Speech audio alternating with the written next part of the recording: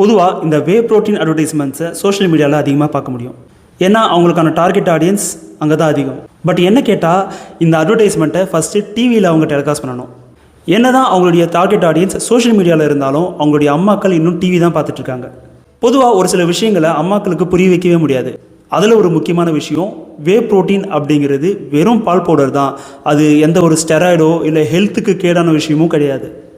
அவங்கள பொறுத்த வரைக்கும் ஸ்மோக்கிங், ட்ரிங்கிங் அந்த லிஸ்ட்டில் வே ப்ரோட்டீன் கன்சியூம் பண்ணுறதும் ஹெல்த்துக்கு ஆபத்தான விஷயம் அப்படின்னு நினச்சிக்கிட்டு இருக்காங்க.